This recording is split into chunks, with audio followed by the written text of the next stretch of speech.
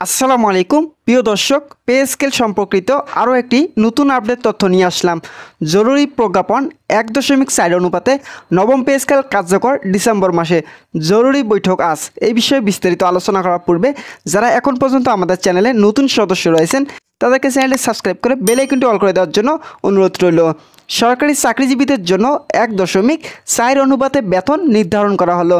সরকারি চাকরিজীবীদের দীর্ঘদিনের দাবি ছিল নবম পে স্কেল বাস্তবায়ন করা। অবশেষে 12টি গ্রেডে নবম পে স্কেল বাস্তবায়নে সিদ্ধান্ত নেওয়া হয়েছে। কর্মচারীদের জন্য বেতন 35,000 টাকা পর্যন্ত রাখা হয়েছে।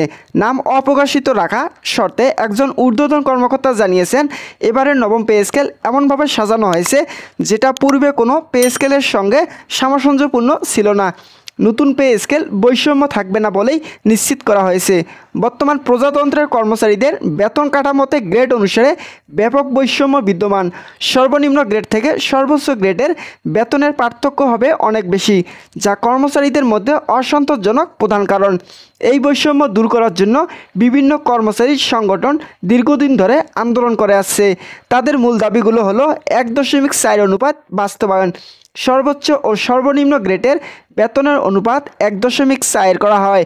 অর্থাৎ যদি সর্বনিম্ন গ্রেডের কর্মচারীরা বেতন পান 35,000 টাকা, তবে সর্বোচ্চ গ্রেডের বেতন হবে 1,40,000 টাকা। এটি একটি ন্যায়সঙ্গত বেতন কাঠামো নিশ্চিত করবে। ভিডিওটি চলাকালীন সময় এখন পর্যন্ত যারা আমাদের চ্যানেলে নতুন সদস্য রয়েছেন তাদেরকে চ্যানেলটি সাবস্ক্রাইব করে বেল আইকনটি অল করে দেওয়ার জন্য অনুরোধ রইল। সূত্র জানিয়েছেন, নবম পে স্কেল কার্যকর করা হবে আগামী ডিসেম্বর মাসে। পে কমিশনের সদস্যের হাতের মতে ডিসেম্বর মাসের শেষ সপ্তাহে তারা প্রতিবেদন জমা দেবেন অর্থ মন্ত্রণালয় ও প্রধান উপদেষ্টার কার্যালয়ে। এরপর অর্থ মন্ত্রণালয় থেকে নবম পে স্কেল অনুমোদন দেওয়া হবে। যেহেতু পে কমিশনের সকল কার্য প্রক্রিয়া ধারাবাহিকভাবে বজায় রাখা হয়েছে, সেক্ষেত্রে আগামী ডিসেম্বর মাসে 25 তারিখের দিকে সরকারি চাকরিজীবীদের নবম পে স্কেল বাস্তবায়নের ঘোষণা আসার সম্ভাবনা অধিক পরিমাণ। বাংলাদেশের বর্তমান কার্যকর রয়েছে অষ্টম জাতীয় বেতন স্কেল, যা 2015 সালে ঘোষণা করা হয়েছিল। সেই অনুযায়ী সর্বনিম্ন বেতন ধরা হয়েছিল 8,250 টাকা এবং সর্বোচ্চ বেতন 78,000 টাকা। কিন্তু গত 8 বছরের দ্রব্যমূল্যের ঊর্ধ্বগতি, জীবনযাত্রার ব্যয় এবং অর্থনৈতিক ব্যবস্থা বিবেচনার অনেকেই মনে করেন যে পুরনো পে স্কেল এখন আর প্রাসঙ্গিক নয়।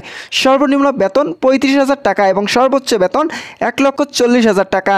এই অনুপাত এবং টাকার অঙ্ক ধরে একটি সম্ভাব্য বেতন স্কেল নিচে সাজানো হলো। এই স্কেলটি সরকারি কর্মকর্তা কর্মচারীদের বেতন বৈষম্য দূর করার দাবির সঙ্গে সামঞ্জস্যপূর্ণ। সংশ্লিষ্ট মহল জানিয়েছে, 1.4 অনুপাতে বেতন নির্ধারণ করে নবম পে স্কেল দ্রুত বাস্তবায়ন করা হবে। প্রস্তাবিত কাঠামো অনুযায়ী সর্বনিম্ন বেতন ধরা হয়েছে 35,000 টাকা এবং সর্বোচ্চ 1,40,000 টাকা। আন্দোলনকারীরা বলেছেন, বর্তমান বেতন কাঠামো গ্রেড ভেদে বড় ধরনের বৈষম্য রয়েছে, যা সরকারি কর্মচারীদের মধ্যে অসন্তোষ সৃষ্টি করেছে। তাদের দাবি, এই প্রশাসনিক কাঠামোতে কর্মকর্তাদের বেতন বৈষম্য দূর করা না হলে দক্ষ জনবল ধরে রাখা কঠিন হবে। তাই দ্রুত নবম পে স্কেল কার্যকর করে সবার জন্য ন্যায্য বেতন নিশ্চিত করতে হবে। এ প্রসঙ্গে সরকারি চাকরিজীবীদের একাধিক সংগঠন জানিয়েছেন, যদি যৌক্তিক দাবি মেনে নেওয়া না হয় তবে তারা কর্মসূচি ঘোষণা করতে বাধ্য। বাংলাদেশের দ্রব্যমূল্যের ঊর্ধ্বগতির দিক বিবেচনা করে নবম পে স্কেল বাস্তবায়ন করা বর্তমান সময়ে যৌক্তিক দাবি হিসেবে মনে করেছেন।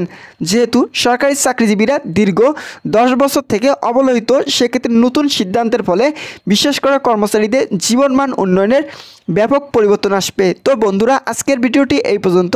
ভিডিওটি ভালো লাগলে অবশ্যই চ্যানেলটি সাবস্ক্রাইব করে পাশে থাকার বেল আইকনটি অল করে দেওয়ার জন্য অনুরোধ রইল। ধন্যবাদ সকলকে।